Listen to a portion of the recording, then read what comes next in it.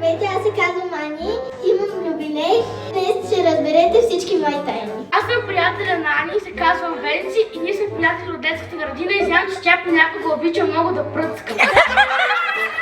Здравейте, аз съм майката на Анелия и бих казал за нея, че на нея хич не й върви английски език. Аз съм приятелката на Ани и знам, че тя си харесва Румен. Аз се казвам Дитка и съм приятелка на Ани и знам, че много обича да играе творк. Аз се казвам Мислава, сестрата на Ани. Много обичаш кембе, но на дебеле. Това е тъпата. Аз съм Михайла и знам нищо за Ани, но знам, че аз съм бъфавата на нейната сестра. Аз съм братовчетката на Ани. Имам една тайна, която тя ми е казала, че обожава Ева. Знам, че тя не обича да яде на обяд. Аз съм Теодори, съм съученик на Анелия и знам, че най-много й върви физическо.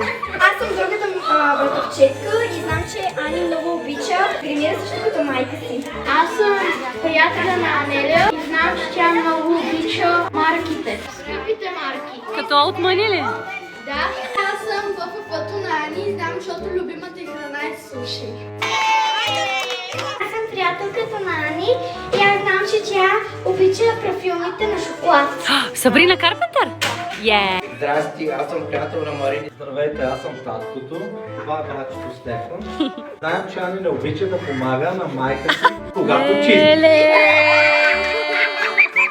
Здравейте, аз съм хаштаг Ева, хаштаг Кифла, зелената русалка и знам за Ани рожденичката, че е Зодия Везни, страшна балавница и е кралицата на дансинга.